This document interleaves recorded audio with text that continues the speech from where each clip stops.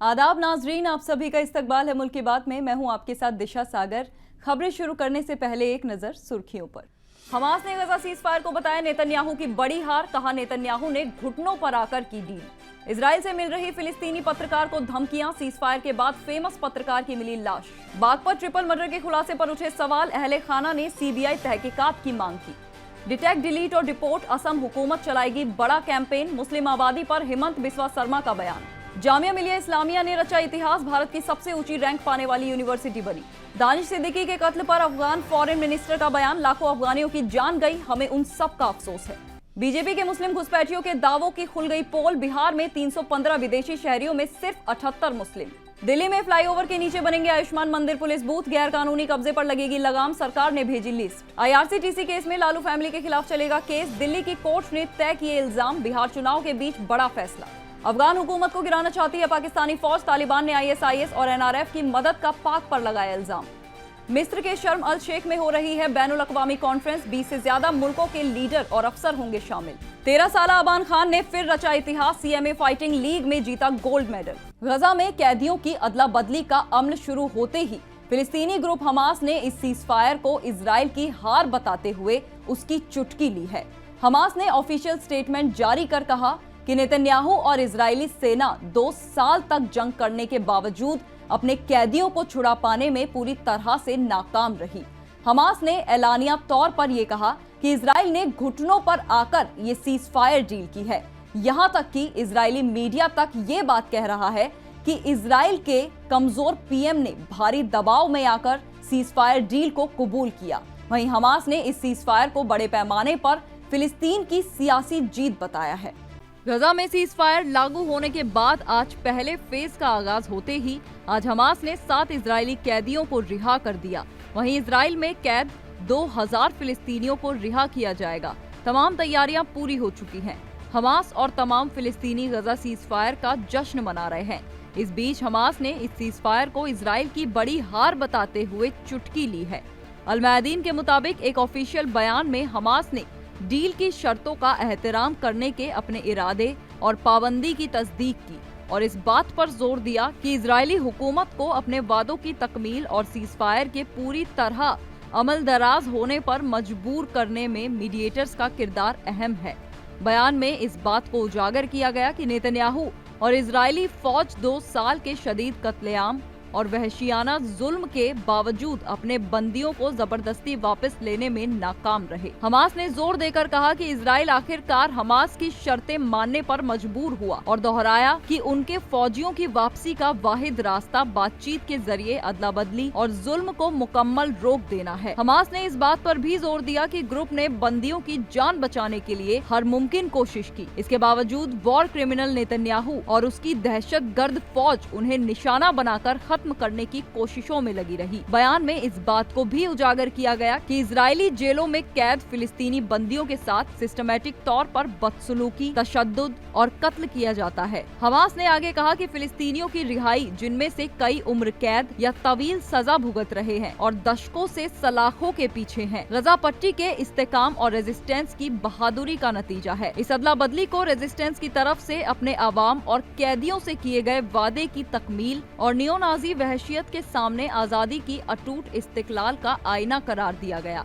Hamas ने इस बात की भी तस्दीक की कि कैदियों का मसला कौमी तरजीह है और ये अहद किया कि फिलिस्तीनी अवाम उस वक्त तक चैन से नहीं बैठेगी जब तक हर एक कैदी को रिहा न कर दिया जाए और कब्जा खत्म न हो जाए। बता दें कि हमास खुद इजरायली मीडिया तक नेतन्याहू की भर भर कर बेइज्जती कर रही है। इजरायली सियासी हुक्मरानी तबके के अंदर पैदा होने वाले इख्तिलाफात को उजागर करते हुए इजरायली अखबार हारेज ने जंगबंदी और अदला बदली की डील को नेतन्याहू की हार करार दिया। अखबार ने लिखा, गजा की जंग उस कमजोर नेतन्याहू पर थोपी गई डील के साथ खत्म हुई और आगे कहा कि इजराइल ये जंग जीत नहीं सका। इसके बावजूद नेतन्याहू ने कोशिश की कि इस मुआहिदे को अमेरिका की हिमायत से हासिल की गई सियासी कामयाबी के तौर पर पेश किया जाए। उधर अल कस्साम ब्रिगेड ने इजराइल पर इल्जाम लगाया कि उसने सियासी फायदे के लिए जंग को जानबूझकर तवील किया। उनका कहना था कि काबिज फौज कई माह पहले अपने ज्यादातर बंदियों को जिंदा वापस ले सकती थी, लेकिन उसने तकरीब और घमंड से काम लिया और अपनी नाकाम फौजी दबाव पॉलिसी के तहत अपने ही अफराद को दर्जनों बंदियों को कत्ल करने पर आमादा किया। गजा में एक फिलिस्तीनी सहाफी का कत्ल कर दिया गया है। इस सहाफी को काफी अरसे से इजराइल की तरफ से धमकियां मिल रही थी। ये वाकया सीजफायर के बाद पेश आया है। गजा सिटी में इतवार 12 अक्टूबर को फिलिस्तीनी सहाफी सालेह अल जफरावी को गोली मारकर हलाक कर दिया गया। ये हादसा उस वक्त पेश आया जब गजा में सीजफायर मुआहिदे के कुछ दिन बाद ही शहर में झड़पों के वाकयात सामने आए थे। अल जजीरा की रिपोर्ट के मुताबिक 28 साला सालेह अल जफरावी गजा के सबरा इलाके में झड़पों को कवर कर रहे थे जब एक मुसल्ला मिलिशिया ग्रुप के अफराद ने उन्हें गोली मार दी। वो इतवार सुबह से लापता बताए जा रहे थे। गजा के वजारत दाखिला के एक ओहदेदार ने अल जजीरा अरबी को बताया कि गजा सिटी में हुए झड़पों में एक मुसल्ला मिलिशिया शामिल था जो इजरायली कब्जे से वाबस्ता है। बागपत के सनसनीखेज ट्रिपल मर्डर केस में पुलिस ने 2 नाबालिग तालिबे इल्मों को मुल्जिम ठहराया है, लेकिन मरहूमा बेगम इसराना के भाई और मुफ्ती इसरार ने पुलिस की पूरी थ्योरी को गलत करार दिया है। इनका कहना है कि इतने वहशियाना कत्ल को 2 छोटे बच्चे अंजाम नहीं दे सकते। बागपत के थाना दोघट इलाके के गांगनौली गांव में उस वक्त सनसनी फैल गई जब बड़ी मस्जिद के अंदर मुफ्ती इब्राहिम की बीवी बेगम इसराना और उनकी 2 मासूम बेटियों को बेरहमी से गला रेत कर कत्ल कर दिया गया। वारदात उस वक्त हुई जब मुफ्ती इब्राहिम देवबंद गए हुए थे। सबसे हैरान करने वाली बात ये रही कि कत्ल से पहले मस्जिद के सीसीटीवी कैमरे बंद कर दिए गए थे। महज 6 घंटे बाद बागपत पुलिस ने दावा किया कि ये जुर्म मुफ्ती इब्राहिम की पिटाई से नाराज 2 तलबा ने किया। एसपी सूरज राय ने कहा कि मुल्जिमों को सबूतों के साथ गिरफ्तार किया गया है और पिटाई के इल्जाम बेबुनियाद हैं, लेकिन मरहूमा के भाई मुफ्ती इसरार ने पुलिस के दावे को सिरे से खारिज करते हुए कहा कि पुलिस का खुलासा झूठा है। 2 बच्चे अपने दम पर 3 लोगों का कत्ल नहीं कर सकते। उन्हें पीटा गया और जबरन इकरारे जुर्म करवाया गया। उन्होंने कहा कि उन्होंने पुलिस के सामने भी ऐतराज जताया, लेकिन उन्हें भगा दिया गया। मुफ्ती इसरार ने कहा, मेरी बहन और 2 भांजियों का कत्ल किया गया है। पुलिस का बयान झूठा है। हम चाहते हैं कि दूध का दूध और पानी का पानी हो। इस केस की सीबीआई तहकीकात हो। दूसरी तरफ बागपत पुलिस का कहना है कि वारदात बाल अपराधियों ने की और उनकी गिरफ्तारी पूरी तरह कानूनी तौर पर हुई है। पुलिस ने साफ किया कि मुफ्ती इब्राहिम पर लगाए गए इल्जाम बेबुनियाद हैं, क्योंकि तहकीकात में उनकी लोकेशन देवबंद में पाई गई थी। असम के वजीर आला हेमंत बिस्वा शर्मा ने मुल्क में मुस्लिम आबादी बढ़ने पर दिए गए वजीर दाखिला अमित शाह के बयान पर रद्द-ए-अमल दिया है। उनका कहना है कि हुकूमत अब डिटेक्ट, डिलीट और डिपोर्ट यानी पहचानो, हटाओ और डिपोर्ट करो के उसूल पर अमल करने जा रही है। असम के वजीर आला हेमंत बिस्वा शर्मा ने कहा कि मुल्क में मुस्लिम आबादी में जो इजाफा देखा जा रहा है वो सिर्फ अंदरूनी आबादी बढ़ने की वजह से नहीं, बल्कि इमिग्रेशन यानी गैर मुल्की लोगों की आमद की वजह से भी हुआ है। शर्मा ने बताया कि मरकजी हुकूमत अब एक डेमोग्राफी मिशन शुरू करने जा रही है, जिसका मकसद होगा डिटेक्ट, डिलीट और डिपोर्ट यानी गैर कानूनी घुसपैठियों को पहचानना, उन्हें हटाना और वापस भेजना। उन्होंने कहा कि असम इन डेमोग्राफिक तब्दीलियों का सबसे बड़ा शिकार रहा है। शर्मा ने दावा किया कि असम में मुस्लिम आबादी अब 39.5% तक पहुंच चुकी है, जबकि माजुली जिले में मुसलमानों की आबादी में 100% तक का इजाफा दर्ज किया गया है। शर्मा ने कहा, असमिया मुसलमान और बाहर से आए मुसलमानों में फर्क है। जामिया मिलिया इस्लामिया ने एक बार फिर तारीख रच दी है। Times higher education world university ranking 2026 में जामिया हिंदुस्तान का सबसे ऊंचा रैंक पाने वाला मरकजी यूनिवर्सिटी बन गया है। इतना ही नहीं, जामिया ने मुल्क के तमाम तालीमी इदारों में 3रा मकाम हासिल किया है। 9 अक्टूबर 2025 को जारी हुई टाइम्स हायर एजुकेशन की रिपोर्ट में जामिया मिलिया इस्लामिया ने काबिले तारीफ उछाल दिखाई है। पिछले साल जहां जामिया 501 से 600 बैंड में था, वहीं इस साल वो 401 से 500 बैंड में पहुंच गया है। इस रैंकिंग में 115 देशों के 2000 से ज्यादा यूनिवर्सिटी शामिल थीं। हिंदुस्तान में जामिया से आगे सिर्फ 2 इदारे हैं। इस कामयाबी के साथ जामिया हिंदुस्तान की वाहिद मरकजी यूनिवर्सिटी बन गई है जो इस मोतबर आलमी रैंकिंग के टॉप बैंड में शामिल हुआ है। वाइस चांसलर प्रोफेसर मजहर आसिफ और कुल सचिव प्रोफेसर मोहम्मद मेहताब आलम रिजवी ने पूरे जामिया खानदान को मुबारकबाद पेश की और मुहक्किकीन की मेहनत और लगन का नतीजा है। वाइस चांसलर ने बताया कि जामिया ने फैकल्टी डेवलपमेंट, रिसर्च, ट्रेनिंग और अक़लियाती वसाइल पर ज्यादा सरमाया लगाकर तालीम और तहकीक की मयार को बेहतर बनाने की कोशिश की है। रैंकिंग के मुताबिक जामियात का जायजा 5 बुनियादी शोबों की बुनियाद पर लिया गया: तालीम, तहकीकी माहौल, रिसर्च के मयार, आलमी नजरिए और सनती असरात के एतबार से।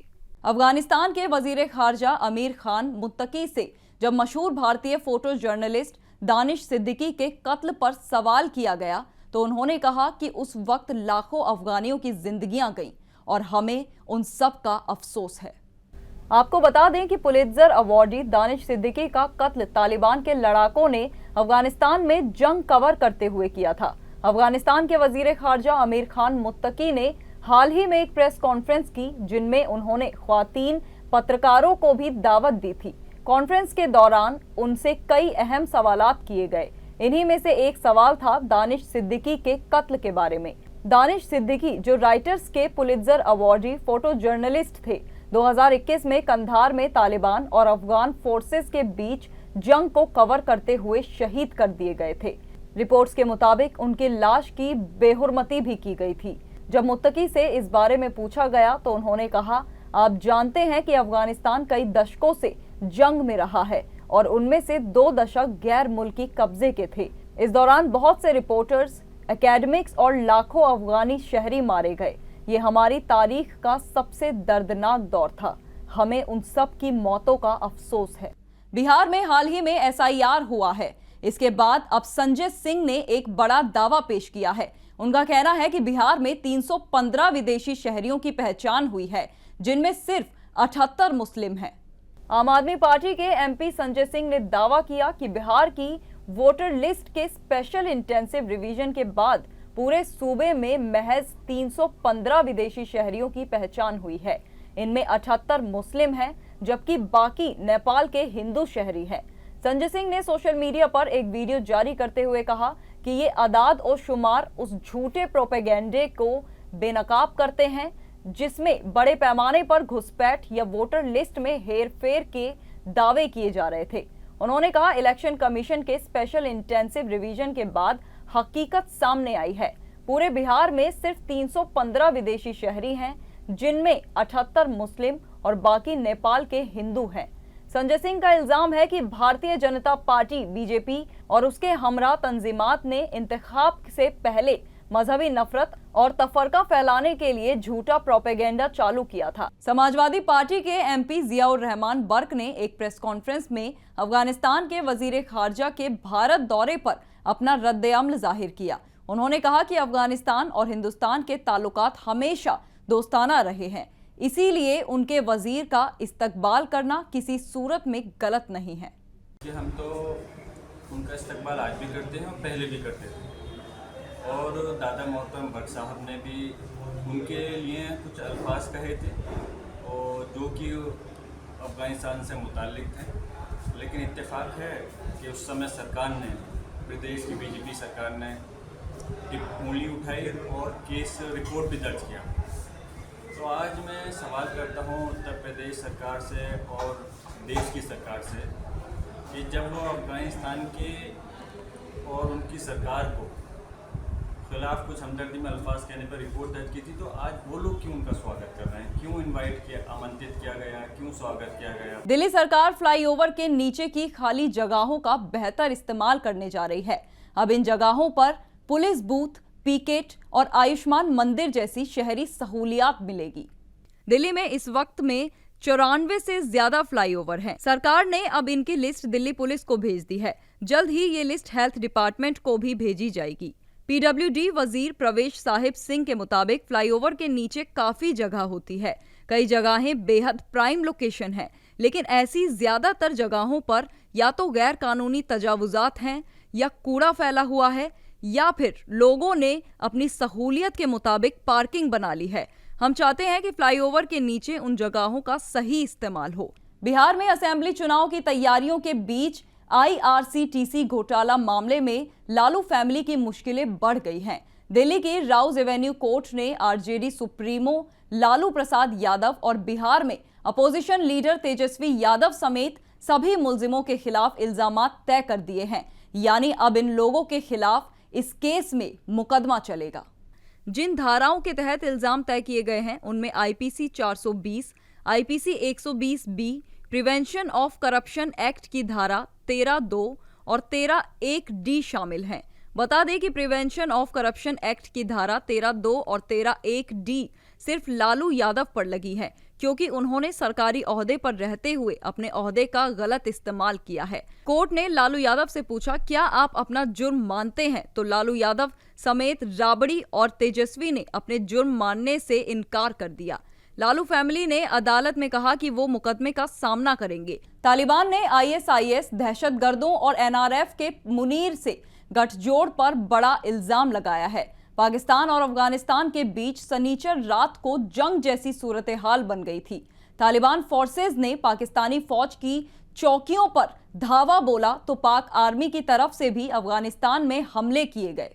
अफगानिस्तान और पाकिस्तान के बीच कशीदगी उरूज पर है। दोनों मुल्कों के बॉर्डर पर शनिचर रात को शदीद फौजी झड़पें देखने को मिली हैं।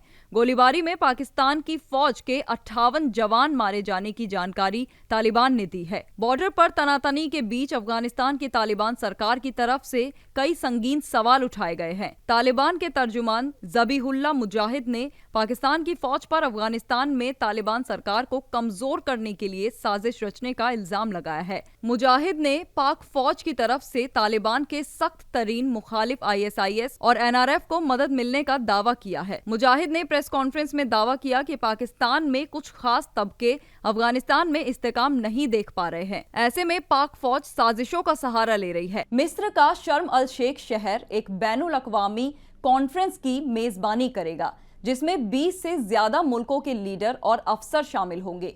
इस कॉन्फ्रेंस का मकसद गजा पट्टी में जंग को खत्म करने के लिए एक समझौते को आखिरी शक्ल देना है। अमेरिका गजा में अमन की पहल के एक नए दौर की शुरुआत करने की कोशिश कर रहा है। इसका मकसद जंग को रोकने के लिए समझौते तक पहुंचना, गवर्नेंस और सिक्योरिटी का ढांचा तय करना और जंग खत्म होने के बाद गजा में तामीर नौ करना है। डोनाल्ड ट्रंप आज दोपहर इजराइल के दौरे के बाद मिस्र पहुंचने वाले हैं। अपने दौरे के दौरान ट्रंप इजरायली पार्लियामेंट नेसिट से खिताब करेंगे और उन इजरायली कैदियों के खानदानों से मिलेंगे जिन्हें हमास को रिहा करना है। इजरायली कैदियों को रिहा करने के लिए हमास को दी गई डेडलाइन दोपहर को खत्म हो जाएगी। इसके बाद वो जंगबंदी समझौते पर हस्ताक्षर समारोह में हिस्सा लेंगे। गाजियाबाद के शहीद नगर का नन्हा शेर अबान खान, जिसने सिर्फ 13 साल की उम्र में मार्शल आर्ट में एक बार फिर अपनी कामयाबी का झंडा बुलंद कर दिया है। CMA फाइटिंग लीग में अबान ने गोल्ड मेडल जीतकर न सिर्फ अपने शहर का बल्कि पूरे मुल्क का सर फख्र से ऊंचा कर दिया है। कहते हैं हौसले अगर बुलंद हो तो उम्र मायने नहीं रखती, और ये बात अबान खान ने साबित कर दी है। शहीद नगर की तंग गलियों से उठकर नेशनल स्टेज तक पहुंचने वाला ये 13 साल का लड़का आज हर जुबां पर है। पहले MMA चैंपियनशिप में गोल्ड और अब CMA फाइटिंग लीग में फिर से गोल्ड। अबान की जीत का ये सिलसिला किसी कहानी से कम नहीं। अपने जज्बे, जुनून और यकीन के दम पर अबान ने ये कामयाबी हासिल की है।